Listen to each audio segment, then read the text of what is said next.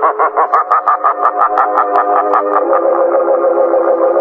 shadow, of course, is referring to our shadow inventory of distressed homes, which is about to hit our market. You know, we're hearing and reading about the shadow inventory taking down prices.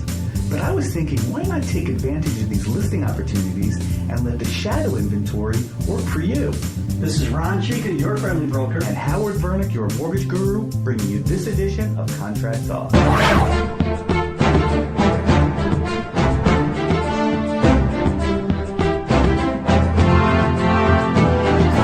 I'm sure we've all heard about the horrors that we're facing with shadow inventory.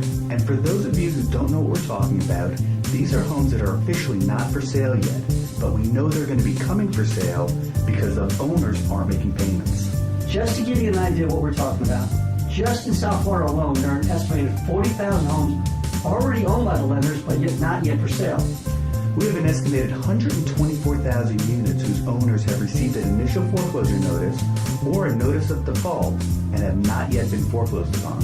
And there's an additional 37,000 properties whose owners are 90 days or more behind on their payments, but have not yet been served foreclosure notices. Now, if I can add this up, we're talking about an estimated 201,000 homes that are lurking out there that are going to be for sale. And this doesn't even include the Fannie Mae foreclosures, Freddie Mac foreclosures, or the FHA and VA foreclosures. That's a lot of homes. We also know that lenders are pacing their foreclosure actions so that they don't have to take care of these properties. Yeah, they'd much rather have somebody in the property than have it sit empty.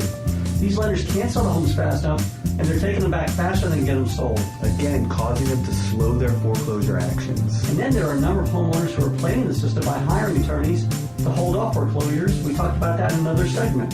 And not because they can't afford the homes, but because they're so far upside down, they don't want to keep throwing away money. So we ask ourselves, what is the answer, and how do we position ourselves to keep making sales? The worst thing we could do is wallow in the bad news. Let's take a step back and see what opportunities are right there in front of us. When I see these numbers, I can only imagine the discussions that are going on in the boardrooms of these banks. You know, we already know that Fannie Mae, Freddie Mac, and FHA are offering bulk sale opportunities. But the banks, they can't do this because they don't really own the paper. So this leads me to believe that they're going to offer more and more incentives for short sales. They have to, and they're already doing so. You know, there's 3 banks currently that are offering large incentives. Wells Fargo, Chase, and Bank of America, with incentives between $5,000 to $20,000. And we all know that the agents who have the listings control the market.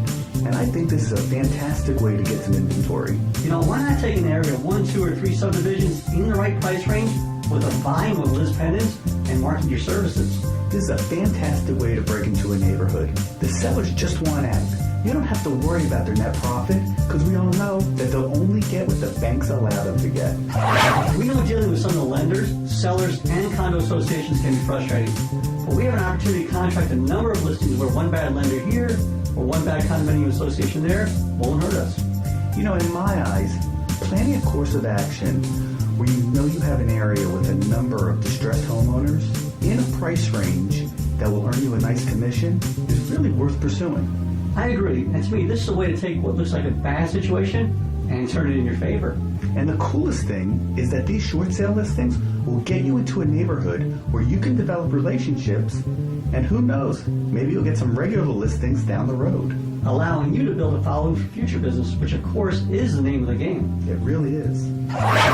Today we hope to give you a little different perspective on what is being perceived as bad news in the market. Obviously, if you're an upside-down homeowner, there's no rosy outlook.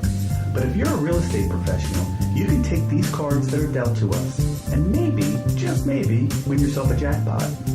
I'd like to thank you for taking your time with us today, and please contact me directly if you're looking for ideas on how to approach these distressed sellers. And please, don't be shy about contacting our short sale department so you can more familiarize yourself with the process. And you know, Howard is always available to qualify those buyers looking for great deals on those distressed sales. Always. You can click the link below to read about this issue. We'd really like to get your opinion on this topsy-turvy market, so please add your comments down below. This is your friendly broker, Ron Cika. And your mortgage guru, Howard Vernick, thanking you for joining us in this edition of Contract Talk.